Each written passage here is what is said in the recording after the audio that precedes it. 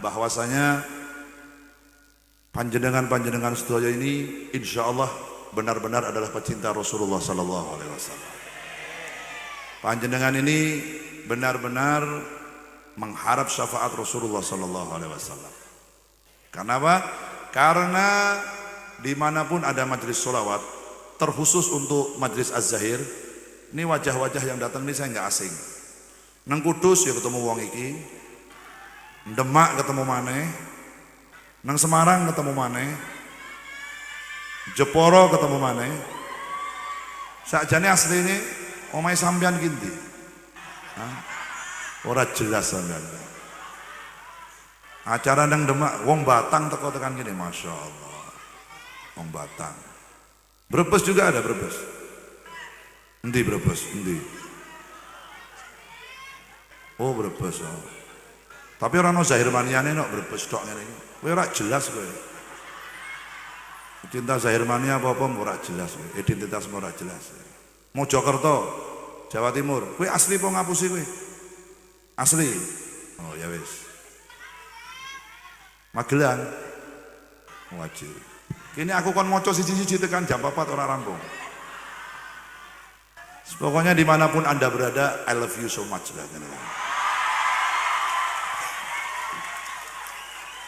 Intinya Zahir Mania itu selalu berada di hati saya. Terutama ya terutama Zahir Mania. Ojo duwe ati elek karo aku sampean. Malam hari ini saya mengatakan bahwa memang jenengan dan kita-kita semua insya Allah terhitung benar-benar pecinta Rasulullah dan semoga termasuk umat yang berhak mendapatkan syafaat dari Rasulullah sallallahu alaihi wasallam. Tapi sedikit pesan saya, niki dicatat ya, dicatat. Serius ini. Saya selalu ingin membawakan kalam-kalamnya ulama walaupun sedikit. Ada salah satu tulisan saya itu yang pernah sudah lama di Facebook, tapi akan saya ulang-ulang selalu karena itu bermanfaat. Salah satu pernah saya menulis status di Instagram atau Facebook saya, ada satu tulisan saya yang berbunyi begini. Kebaikan itu tidak akan pernah diperoleh kecuali dengan ilmu. Ya, diiling-iling. Kebaikan itu tidak akan pernah didapatkan atau diperoleh tanpa menggunakan ilmu. Dan karena ilmu juga manusia itu bisa mengerti kepada Tuhannya. Dan karena ilmu juga manusia mengerti cara beribadah dan menyembah Tuhannya Allah Subhanahu wa taala. Sik sedelo kowe geger. Iki aku sik husuk-husuk kok sampean. Abah kok marun sabar. Malah aku hilang mana ke serius iki malah. Sampean. Ya sponsor. Iklan. Saya ulangi ya. Kebaikan itu tidak akan pernah diperoleh kecuali hanya dengan ilmu. Dan karena ilmu juga manusia mengerti akan Tuhannya. Dan karena ilmu juga manusia mengerti cara beribadah dan menyembah Tuhannya Allah Subhanahu wa taala. Kenapa saya berbicara seperti ini? Mengingat pentingnya kita mencari ilmu dan berguru kepada guru yang tepat.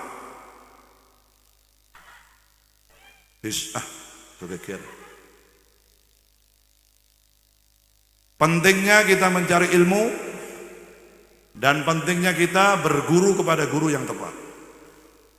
Kenapa? Karena mustahil ada orang mengatakan saya akan berbuat baik, saya akan beribadah, saya akan menyembah Allah, saya akan mencari keridhaan Allah tanpa menggunakan ilmu yang tepat. Nggak mungkin. Rumusnya harus punya ilmu. Dan ilmu yang tepat, ilmu yang benar, ilmu yang akan mengantarkan kita berjumpa dengan Allah, mendapat keridhaan Allah adalah didapatkan dari seorang guru yang benar dan guru yang memiliki sanad keilmuan nyambung kepada Rasulullah sallallahu alaihi wasallam. Tanpa itu semua, ibadah Anda dan kita tidak akan pernah benar. Tanpa itu semua, tujuan kita untuk mencapai ridha Allah tidak akan tercapai. Tanpa itu semua, kita tidak akan bisa duduk bersama dengan Nabi Muhammad sallallahu alaihi wasallam. Kenapa saya berbicara bab ilmu seperti ini? Karena di akhir zaman yang kita hidup saat ini, banyak orang beribadah, banyak orang melakukan kebaikan, banyak orang mencari keridhaan Allah, banyak orang mencari syafaat Rasulullah dengan cara yang salah. Saya ulangi, di akhir zaman ini banyak orang mencari keridhaan Allah, mencari syafaat Nabi, mencari surganya Allah, tapi caranya salah. Kenapa? Karena ilmunya salah, gurunya salah, pelajarannya salah. Akhirnya yang terjadi apa? Kalau awalnya nggak benar, niatnya nggak benar, niscaya kita akan tidak pernah sampai kepada tujuan yang hakikat sebenarnya Allah Subhanahu wa Ta'ala. Hati-hati. Hati-hati loh. Kebaikan tidak akan pernah didapatkan tanpa ilmu. Ilmu penting. Bahkan dikatakan kita sebagai orang Islam tidak pernah ada batasan kita untuk mencari ilmu. Dikatakan bahwa kita sebagai muslim wajib mencari ilmu minal mahdi ilal lahdi. Mulai dari pertama kita dilahirkan dari rahim ibu kita sampai napas terakhir kita untuk masuk ke dalam alam barzah, wajib kita mencari ilmu. Tapi dengan catatan, cari ilmu yang benar, dengan guru yang benar, dengan pengajaran yang benar, dan tujuan yang benar supaya kita nyampe kepada ridhonya Allah Subhanahu wa Ta'ala. Sebabnya apa saya berbicara seperti ini? Nyon ngapunten, kita ini hidup setelah 1400 tahun lebih lamanya meninggalnya Rasulullah sallallahu alaihi wasallam.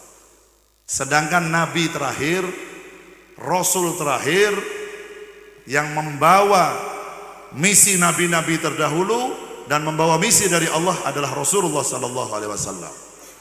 Beliau sudah dimakamkan di kota Madinah selama 1400 tahun lebih lamanya. Kita sudah hidup di zaman ini berbeda 1400 tahun lebih dari zaman Nabi Muhammad. Ini zaman, banyak zaman tidak karu-karuan. Banyak zaman, di zaman ini banyak hal-hal yang terlihat casingnya baik, tapi tujuannya tidak baik. Banyak casingnya yang bagus, tapi ajarannya enggak baik. Banyak terlihat baik, tapi tujuannya tidak akan pernah membawa kita kepada Allah Subhanahu wa Ta'ala. Ini penting. Supaya apa? Supaya capek kita enggak sia-sia. Supaya apa? Supaya usaha kita tidak sia-sia. Kita ini selalu berharap agar Nabi Muhammad meridhoi kita. Kita ini selalu berharap agar mendapat syafaat Rasulullah. Kita selalu berharap kita masuk surga bersama dengan Nabi Muhammad. Ada ilmunya, enggak sembarangan. Kita selalu berharap dosa kita diampuni oleh Allah. Ada ilmunya. Kita berharap kita dimasukkan ke dalam surga oleh Allah. Ada ilmunya, enggak sembarangan beribadah. Jangan asal beribadah, jangan asal berguru, jangan asal belajar pada orang yang enggak jelas. Harus kita tahu, nek jenengan belajar kepada guru, kiai, ustadz, gus, habib fulan, lihat dulu gurunya sinten. Orang ini yang mau kita jadikan guru pernah belajar di mana? Gurunya siapa? Torikohnya apa? Ajarannya bagaimana? Kalau jelas baru ikut. Kalau enggak jelas pending dulu. Kita harus tahu. Ini banyak sekarang orang menyesatkan orang lain menggunakan slogan agama, itu banyak.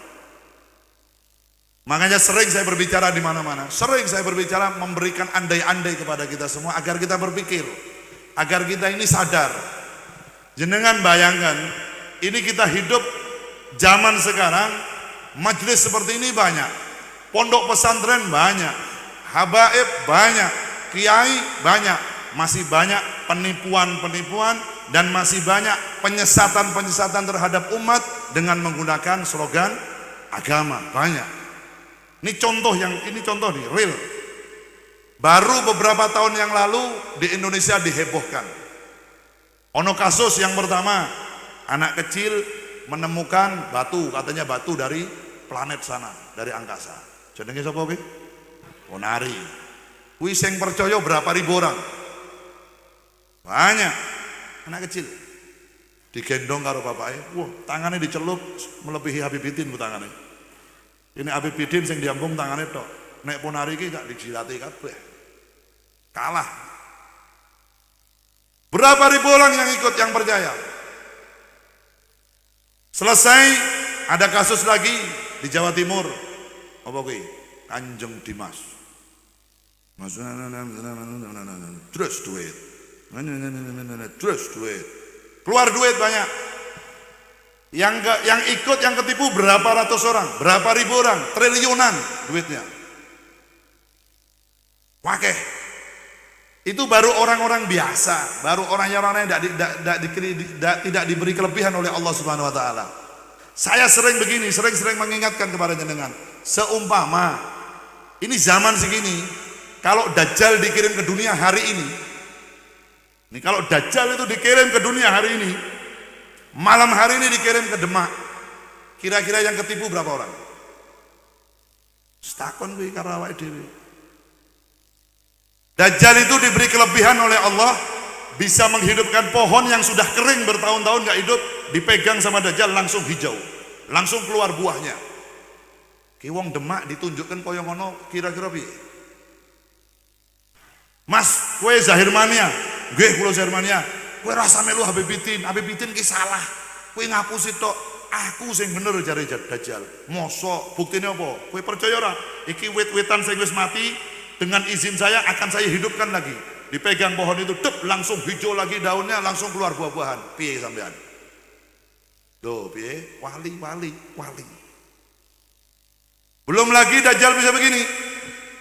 Kemarau berkepanjangan, hujan nggak turun-turun. Dajjal cuma cukup mengatakan gini, hujan turun dengan lebatnya, langsung hujan terus. Nah kira-kira nek ono Dajjal piye? Sampean melu Habibidin mau melu Dajjal. Habibidin tidak bisa menurunkan hujan, tidak bisa. Aku donga ki pernah pengajian, udan terus. Pip tolong Pip dongake Pip tawasul teng simbahe jenengan. Nggih tak tawasuli. Fatihah tenan. Fatihah malah bledek sing teko. Tambah terus malah tambah terus, orang mandek utane malah. Nah kira-kira kalau ada majelis sholawat begini dipimpin oleh saya Habibidin dan di sini ada Dajjal bisa menurunkan hujan dan bisa menghentikan hujan. Saya nggak bisa. Jenengan derek sinten? Wah, urung weruh sampean. Makanya para ulama itu selalu berdoa mudah-mudahan kita diselamatkan dari fitnahnya Dajjal. Allahumma mateni loh. Ini pentingnya kita berilmu, khususon bagi orang yang di dalam hatinya hidup Nabi Muhammad, hidup cinta kepada Rasulullah, selalu menjalankan sunnah Nabi dan memiliki ilmunya Nabi Muhammad SAW. Artinya apa? Memiliki ilmu, berguru kepada guru yang benar, yang bersambung kepada Nabi Muhammad, insya Allah tidak akan bisa tertipu oleh fitnahnya Dajjal. Tidak akan bisa tertipu oleh orang-orang yang akan menyengsarakan kita di dunia sampai di akhirat. Pentingnya mencari ilmu. Makanya kisah iki akeh wong semrawut nyuwun syafaati Kanjeng Nabi Muhammad tapi nggak pakai ilmu. Mohon surganya Allah Subhanahu wa taala tanpa menggunakan ilmu. Mohon ridhonya Allah tanpa menggunakan ilmu yang benar. Akhirnya terjadi apa? Semrawut sekarang ini. Di mana-mana pada ruwet. Banyak orang yang mengatakan bahwa pecinta Nabi Muhammad tapi adabnya preman yang dipakai. Banyak orang mengatakan ahli majelis saya anak majelis, saya anak solawatan, tapi akhlakmu tidak mencerminkan akhlak anak solawatan. Kenapa? Akhlakmu persis seperti orang-orang yang tidak pernah dapat ajaran dari kedua orang tuanya. Banyak orang mengatakan, saya rindu ingin berjumpa dengan Nabi, nek mahalul qiyam dengan nangis. Kalau datang di maulid Nabi, ya Nabi salam, kalau nangis-nangis. Begitu selesai dari maulid Nabi, akhlaknya tidak pernah dipakai. Gak pantas mengaku sebagai pecinta Rasulullah. Kenapa? Nabi Muhammad itu orang yang paling sopan santun. Nabi Muhammad itu orang yang paling ramah. Nabi Muhammad yang mengajarkan kebaikan. Nabi Muhammad yang mengajarkan bakti kepada kedua orang tua. Nabi Muhammad yang mengajarkan cinta kepada negaranya, cinta kepada pemimpinnya, cinta kepada saudaranya, cinta kepada tetangganya dan sampingnya. Rasulullah Shallallahu Alaihi Wasallam. Wahai anda yang mengatakan pecinta Nabi Muhammad, berkacalah kepada Rasulullah, berkacalah kepada Nabi Muhammad. Nek jenengan Arab ngelakoke sing ora pantes, pertanyaannya dalam hatinya jenengan sendiri, kira-kira Nabi ku ridho napa mboten? Itu pertanyaan dalam hati kita. Yang terakhir dari saya begini, yang terakhir, karena banyak terjadi sudah di Instagram juga sudah dibikin status sama orang-orang. Dan pernah sekali ada orang tuanya yang datang kepada Ustadz Muhammadun ini selaku penanggung jawab Zahir Mania Demak. Ada anak-anak yang izin datang di acaranya Az-Zahir, tahu-tahu setengah bulan gak pulang. Cah wedok wong Demak mana? Serius. Ono wong Demak izin nang wong tuane mau datang di acaranya Az-Zahir, diizinkan sama orang tuanya. Setelah datang setengah bulan nggak pulang, 15 hari. Orang tuanya bingung nyari nanti, karena dapat namanya penanggung jawab Zahir Mania Demak, Ustadz Muhammadun datang kepada beliau. Pak Ustadz, putri kula teng pundi? Iki bingung. Untung ora krungu bojone. Nek krungu bojone pikir iki menyembunyikan istri muda nanti gitu. Lah putri ini jenengan kok taken kalian kula pripun? Anak saya itu izin mau datang ke acaranya Az-Zahir, sudah 15 hari nggak pulang-pulang. Kemana anak saya? Lagi bingung. Ditanyakan sama dia, anak jenengan waktu keluar dari rumah tanggal berapa yang izin mau datang Az-Zahir? Tanggal sekian, dibukakan jadwal Az-Zahir. Tanggal segitu anak Az-Zahir tidak ada jadwal di Demak, di Semarang nggak ada, di Kudus nggak ada. Jadi anak jenengan tidak menghadiri acara Az-Zahir, tapi menghadiri acaranya orang lain, nggak tahu acara apa. Ini baru pertama. Yang kedua, di Pekalongan ada anak kecil masih umur berapa kira-kira, kelas 1 SMP, seminggu nggak pulang. Ditulis di status di Instagram, kalau yang menemukan anak ini tolong dihubungi orang tuanya, dia pamit mau hadir acaranya Az-Zahir, sudah seminggu nggak pulang-pulang. Kok Az-Zahir yang jadi kambing hitam itu? Padahal saya yakin Zahir Mania tidak ada yang seperti itu. Zahir Mania ki wongnya masya Allah polos-polos. Saya lihat dari atas panggung ini Zahir Mania ki sing lanang sing wedok ki polos-polos. Kaya kaos oblong kabeh ora gambar. Seminggu nggak pulang. Masya Allah. Saya kasih tahu pada penjenengan ya, seluruh pecinta sholawat. Jenengan mengaku pecinta Nabi, nyuwun syafaati Rasulullah, tapi menyakiti hati orang tuamu, mustahil jenengan akan dapat syafaat orang tua. Kalau dapat syafaat Rasulullah. Menyakiti hati ibumu, mustahil Anda akan dapat syafaat dari Rasulullah sallallahu alaihi wasallam.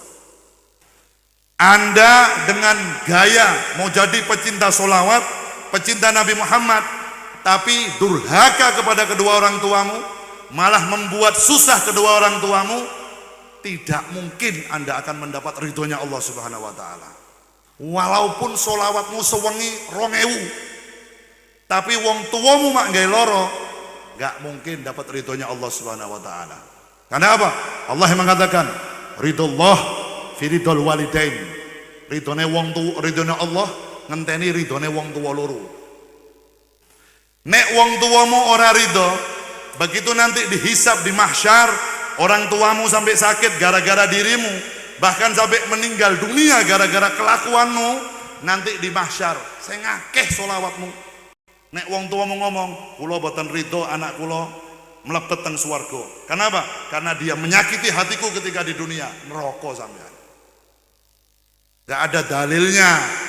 Enggak ada dalilnya orang mengatakan mengharap syafaat Rasul tapi menyakiti kedua orang tuanya. Dalil yang salah, dalil yang keliru, jalurmu keliru. Justru ridhonya Rasulullah, ridhonya Allah ada di ridho kedua orang tuamu, khususnya ibumu. Jangan pernah menyakiti orang tuamu. Al-Habib Abu Bakar bin Muhammad As-Segaf Gresik, wali kutub, rojone wali neng zamane, yang doanya pasti dikabul oleh Allah Subhanahu wa taala. Pernah satu ketika ada orang minta doa kepada beliau, Habib doakan saya, jenengan kan rojone wali, jenengan kan doanya pasti diijabah, kula nyuwun donga dongake kula ben mlebet teng swargane Gusti Allah. Jawaban beliau Habib Abu Bakar apa? Ibumu sik urip apa ora?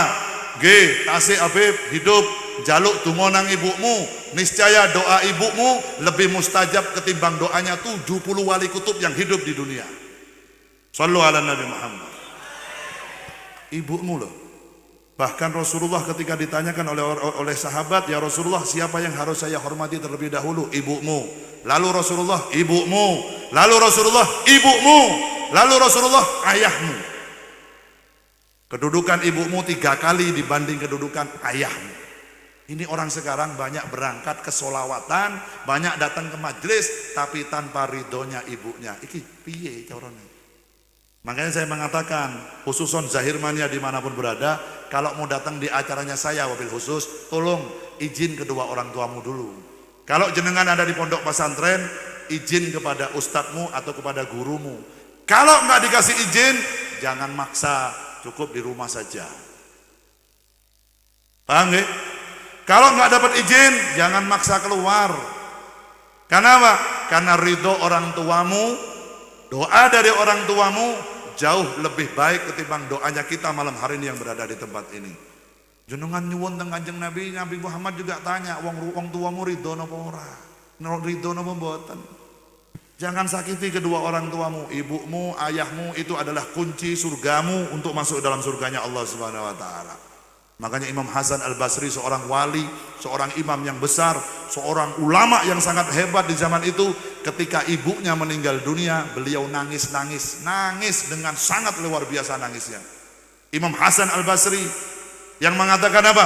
Seandainya gunung itu dijadikan emas dan gunung yang sebelah sini dijadikan berlian dan diberikan kepadaku oleh Allah, maka akan aku habiskan kedua gunung itu untuk memperingati Maulidin Nabi Muhammad SAW. Imam Hasan Al-Basri cintanya kepada Rasulullah luar biasa, menghabiskan hidupnya, menghabiskan hartanya untuk membahagiakan Nabi Muhammad. Tapi ketika ibunya meninggal dunia, beliau nangis dengan sangat hebatnya, dahsyat nangisnya. Maka seluruh santrinya bertanya, ya imam, ya saikhi, wahai guruku, kamu ini imam, kamu ini ulama besar, kenapa ketika ibumu meninggal dunia kau nangis begitu hebatnya seperti ini? Beliau menjawab apa? Kemarin ketika ibuku masih hidup, saya memiliki kunci untuk masuk ke dalam surganya Allah Subhanahu wa taala. Kenapa? Begitu saya apapun, saya mohon ridho ibu saya, Bu, dongake kula, donga langsung teko ibu, surga. Doa ibu itu membuka pintu surga. Tapi begitu ibuku meninggal hari ini, aku tangisi, aku menangis, bukan karena apa? Karena kunciku untuk menuju surga sudah kembali kepada Allah Subhanahu wa taala. Artinya apa? Beliau merasa belum cukup untuk berbakti kepada ibunya, belum cukup untuk berbakti kepada orang tuanya sudah diambil oleh Allah Subhanahu wa taala. Makanya sekali lagi, ayo para pecinta sholawat, para pecinta Nabi Muhammad, hormati kedua orang tuamu. Hidupmu di dunia, cari ridho kedua orang tuamu, cari ridhonya. Ojo sak karepe dhewe, karena jenengan yang masih muda-muda saat ini, Anda nanti akan menjadi orang tua, Anda nanti juga akan punya anak, Anda nanti juga akan dipanggil bapak, Anda nanti juga akan dipanggil ibu. Jangan sampai tanamanmu sekarang nanti kau panen membuat kau menangis. Jangan sampai kau menanam sekarang, nanti di saat kau tua kau memanennya dengan dalam keadaan sakit. Karena apa? Birru abaukum tabarrukum abnaukum. Berbaktilah kau kepada kedua orang tuamu, niscaya anakmu nanti juga akan berbakti kepada dirimu. Kalau kau durhaka kepada orang tuamu saat ini, nanti pasti kalau kau punya anak, anakmu akan durhaka kepada dirimu juga. Hati-hati, ini hidup nggak selesai loh. Hidup ini nggak mudah. Hidup ini jangan kau pikir hanya mencari kesenangan. Hidup ini jangan kau hanya ikuti untuk mengikuti nafsumu. Mengikuti apa? Yang penting aku pingin iki kutu iso. Nggak bisa. Yang kau tanam pasti akan kau panen. Apa yang kau tanam saat ini, nanti sewaktu-waktu kau akan memanennya. Nek jenengan tandur pari, jenengan akan panen pari. Jenengan tandur jagung, Anda akan panen jagung. Birru abaukum tabarrukum abnaukum. Berbaktilah kamu kepada kedua orang tuamu, dan anakmu kelak pasti akan berbakti kepada dirimu. Ayo, yang benar. Yang mengaku pecinta sholawat, yang mengaku anak majlis, ilmu ini dipakai. Cari guru yang benar, cari sanad guru yang benar, berguru kepada orang yang baik. Karena guru yang baik itu sebelum dia berbicara, tingkahnya, jalannya, senyumnya, wajahnya sudah meneduhkan hati kita. Itu guru yang baik. Sebelum dia mengeluarkan ilmunya, kau memandang wajahnya, sudah memancarkan wajah ilmu dari wajahnya, sinar ilmu dari wajahnya. Itu guru yang baik. Jenengan mau cari guru yang baik itu gitu. Sebelum jenengan dengar ceramahnya, sebelum jenengan dengar ilmunya, ningali wajahnya aja, ya Allah, mengingatkan kita kepada Allah, mengingatkan kita kepada Rasulullah. Itu guru yang baik. Apalagi begitu dia berbicara, tingkahnya, jalannya, pakaiannya, tutur katanya, segala sesuatunya mengingatkan kita kepada Rasulullah sallallahu alaihi wasallam. Jadikan orang itu guru. Apapun yang mengingatkan jenengan kepada Rasulullah, yang mengingatkan kita kepada Allah, jadikan orang itu guru. Kalau ada orang yang pinter berbicara, pinter dalil, pinter ngomong, tapi tingkahnya jauh dari Nabi Muhammad, tingkahnya jauh dari Al-Quran, tingkahnya tidak mengingatkan kita kepada Rasulullah, atoi wae. Susah. Karena kita ini ingin selalu dekat kepada Rasulullah sallallahu alaihi wasallam. Nah, majelis ini dibikin oleh sahibul hajah, dibikin oleh panitia agar selalu begitu datang ke tempat ini, apapun yang didendangkan, apapun yang dinyanyikan, apapun yang dikeluarkan malam hari ini mengingatkan kita kepada Rasulullah sallallahu alaihi wasallam.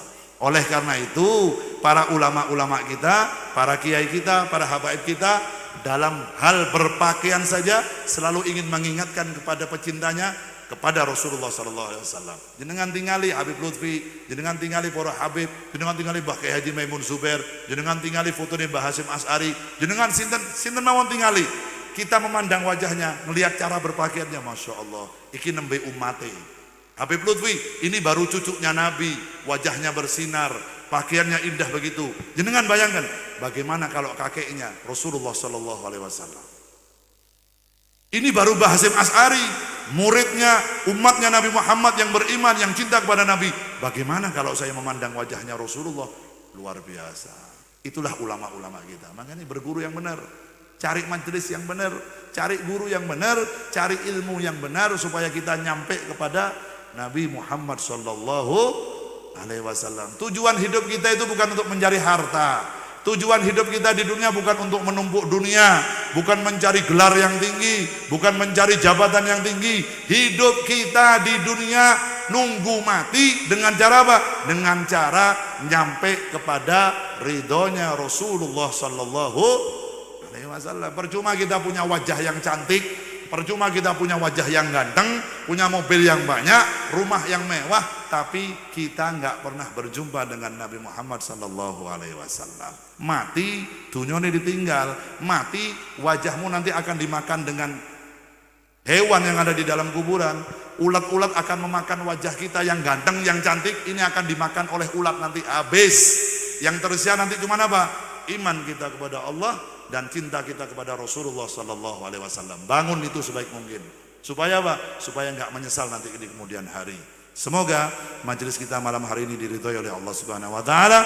Semoga majelis kita malam hari ini dinaungi keberkahan oleh Allah, dihujani oleh rahmat, dihujani pahala oleh Allah Subhanahu wa taala, dan semoga kita semua pulang dari majelis ini ditambah kecintaan kita kepada Rasulullah sallallahu alaihi wasallam, ditambah keimanan kita kepada Allah Subhanahu wa taala, dan semoga sedikit demi sedikit kita bisa menjalankan sunnah Nabi Muhammad sallallahu alaihi wasallam, diridhoi oleh Rasulullah dan mendapat ridha dari Allah Subhanahu wa ta'ala, dan dipanjangkan usia kita dalam keadaan sehat wal afiah, dalam keadaan taat kepada Allah dan Rasulullah, diakhiri usia kita dalam keadaan husnul khatimah. Allahumma amin ya rabbal alamin. Dan semoga desa Karanganyar ini semakin lama semakin diberkahi oleh Allah Subhanahu wa taala. Tanahnya dijadikan subur oleh Allah Subhanahu wa taala, usahanya diberikan keberkahan. Seluruh masyarakat yang hidup di tempat ini dijadikan masyarakat yang mencintai Rasulullah sallallahu alaihi wasallam. Semoga dijauhkan dari maksiat, dijauhkan dari musibah, dan dijadikan masyarakat Karanganyar ahli ibadah kepada Allah Subhanahu wa taala. Allahumma amin ya rabbal alamin.